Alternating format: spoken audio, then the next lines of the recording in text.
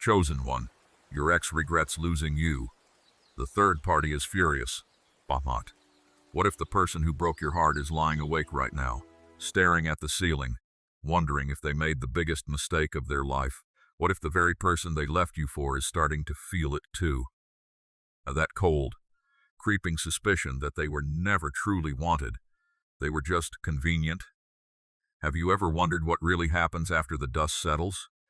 After the excitement fades and the new relationship starts feeling less like a fairy tale and more like a comparison they can't win. Stay with me, because today we're going somewhere most people are afraid to go. We're going to talk about what's happening on the other side of that heartbreak, the side you don't see. And if you're the one who was left behind, I need you to hear this clearly. You might be the chosen one in a story that hasn't finished writing itself yet. Right now, you're carrying something heavy. Maybe you go through your day fine, and then a song plays, or you see a couple laughing at a coffee shop, and suddenly it hits you all over again. You replay the last conversation. You wonder what you did wrong. You scroll past their photos, even though you promised yourself you wouldn't. Do you ever catch yourself asking, was I not enough? That question sits in your chest like a stone, doesn't it? It follows you into work meetings, into quiet nights, into moments when you're supposed to be happy but you're not. Here's what I want you to understand before we go any further. Pain like this doesn't mean you were unworthy.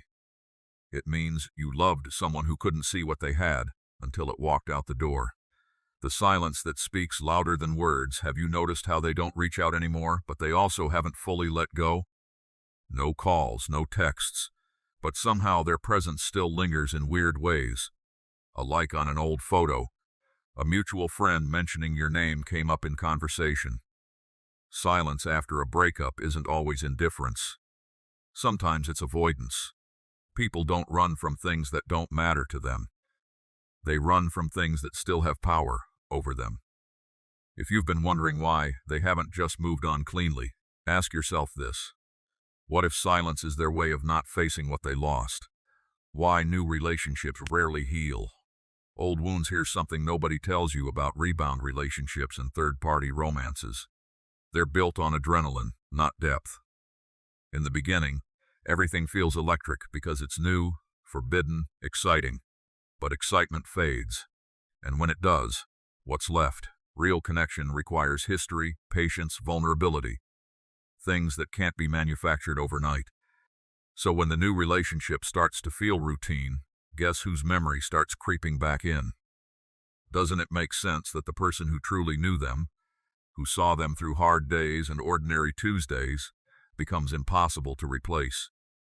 The third party's hidden fear. Let's talk about the person they left you for. Underneath the confidence, underneath the smugness they might display online, there's often a quiet insecurity building. Why? Because deep down, they know how this relationship started. They know they weren't chosen first. They were chosen after, or worse, chosen during. And that knowledge doesn't just disappear because they got what they wanted. Have you ever built something you knew was shaky from the foundation up? That unease never fully leaves. It just waits for a crack to show itself. If you're watching this and this resonates with your story, comment, "I feel this" below, because your awareness of this pattern is the first step toward reclaiming your peace. And if you want more clarity like this, hit that subscribe button so you don't miss what's coming next. Comparison is a slow, quiet poison.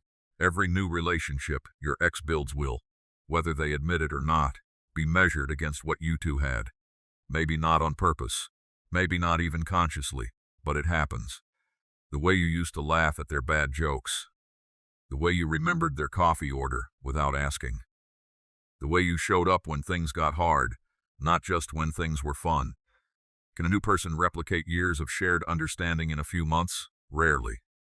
And when that gap becomes obvious, resentment creeps in, not toward you, but toward the situation they created for themselves.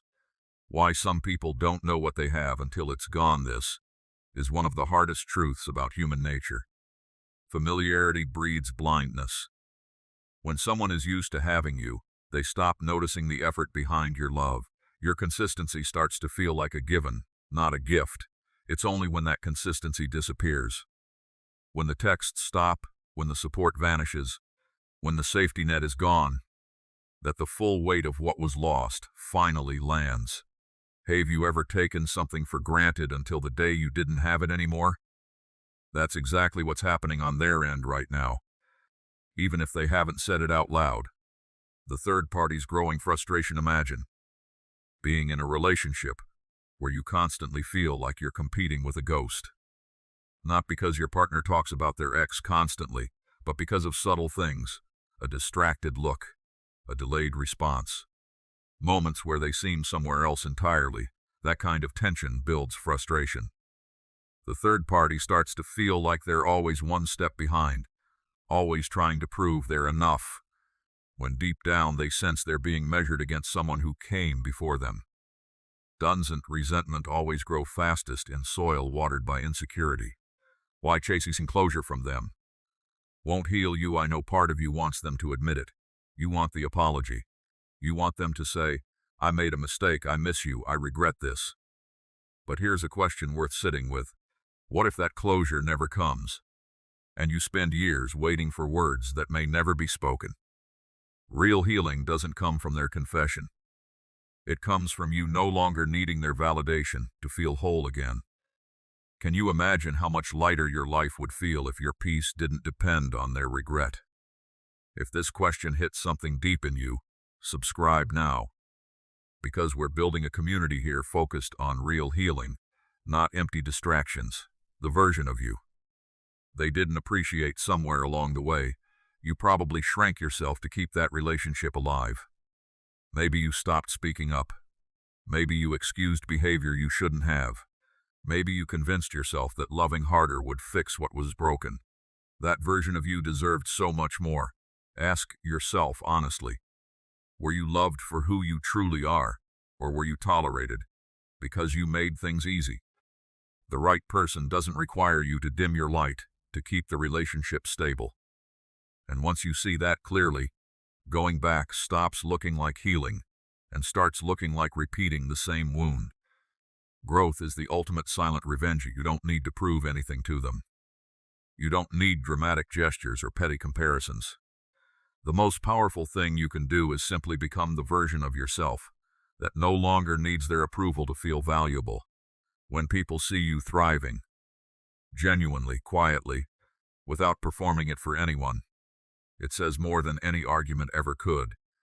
Have you ever noticed how peace looks better on people than bitterness ever did?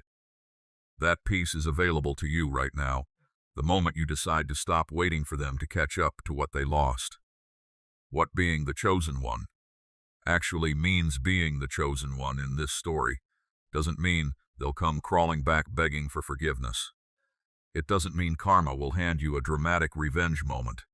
It means you were the version of love that was real, consistent, and true. Even if they weren't ready to receive it, it means whatever happens next in their life, a part of them will always measure new love against what you gave them freely. And most importantly, it means your worth was never dependent on their ability to recognize it.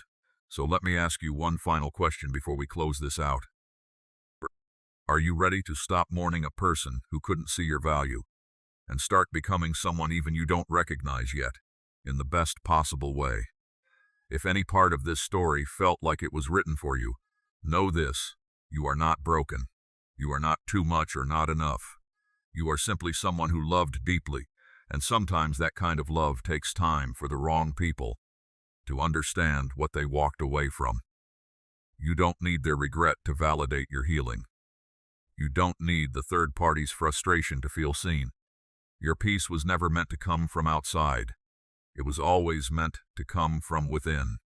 If you're ready to change your life, to stop waiting on people who left you in the dark, and to start building a future rooted in self-respect and real healing, then subscribe to this channel right now. This is just the beginning of a journey we're going to walk through together, because you weren't just someone in their story. You were the chosen one in your own.